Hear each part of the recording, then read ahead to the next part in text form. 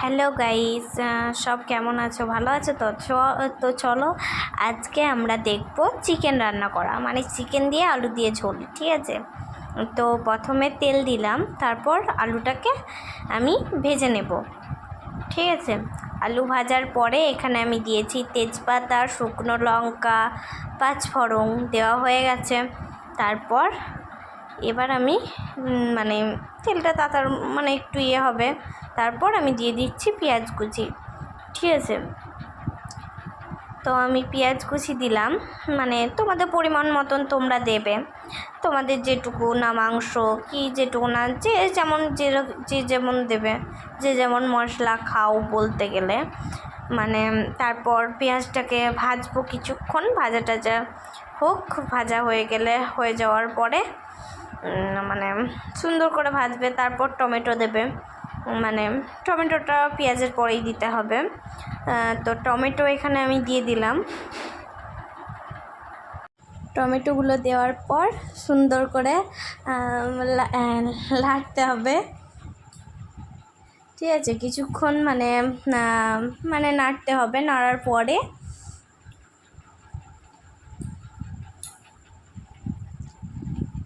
সুন্দর করে নেড়ে, মানে যেটুকু তেল দিয়েছি সেইটুকু নাই।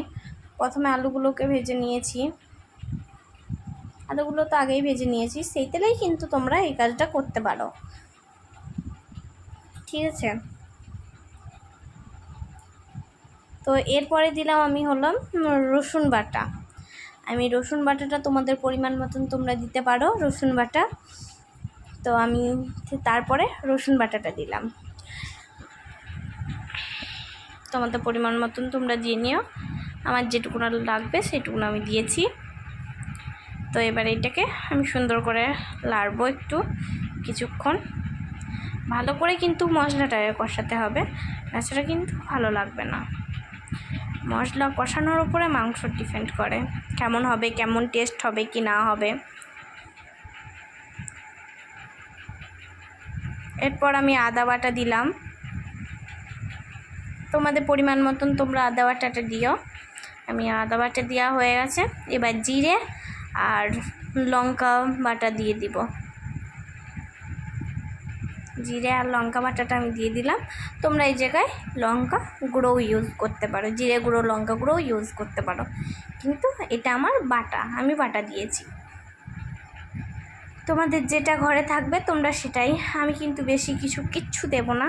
আমরা যেরকম রেসিপি হয়, আমাদের ঘরে যেরকম রান্না হয়, আমরা কিন্তু সেরকমই সব কিছু করব। তো এবার ভালো করে আমাদেরকে নাড়াচাড়া করে কষাতে হবে, কিছুক্ষণ কষাতে হবে সুন্দর করে, ভালো করে কষাতে হবে, নাছাড়া মাংসটা কিন্তু টেস্ট হবে না।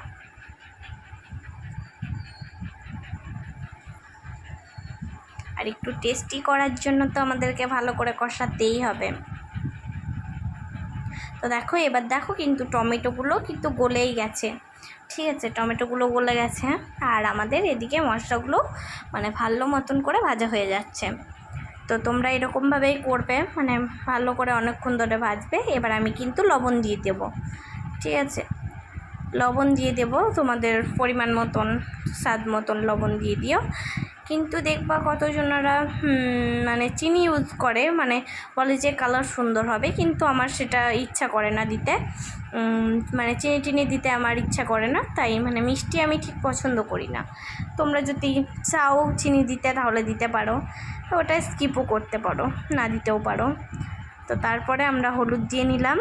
ঠিক আছে, মশলাটার উপরে। এবার দেখো কত সুন্দর একটা তেল ছেড়েছে, আর পেঁয়াজ মানে টমেটো এইগুলো সব গলে গেছে একবারে, মানে সুন্দর করে হয়ে গেছে মশলাটা।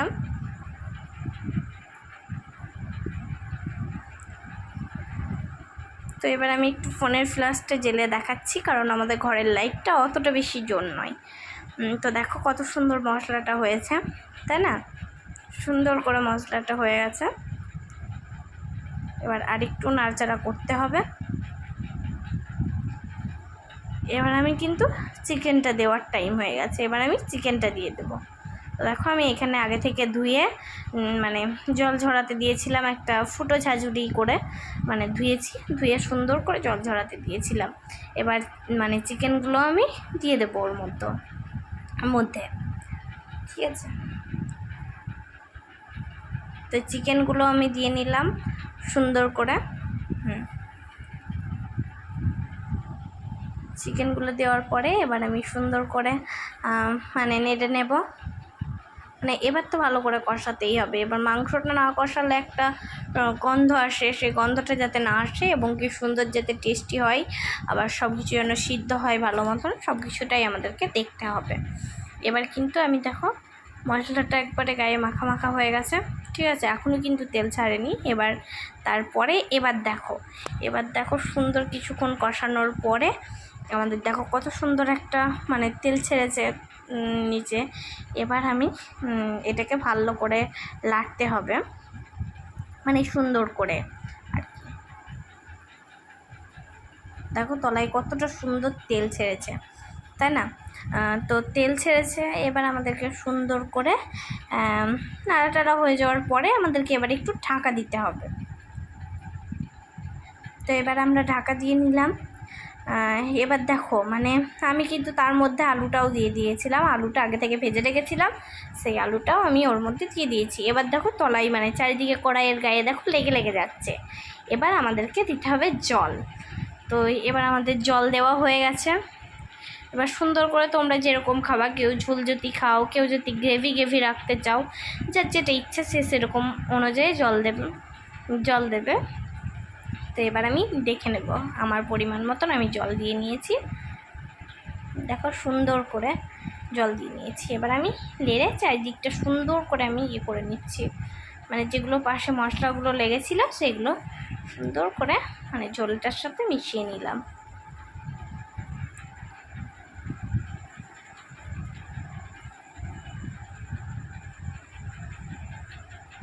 তো এবার দেখো কেমন লাগছে, অনেকটা সুন্দর লাগছে আমাদের চিকেনটা।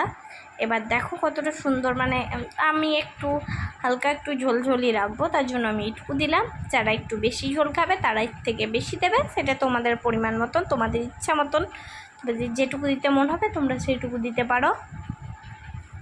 তো ঠিক আছে, এই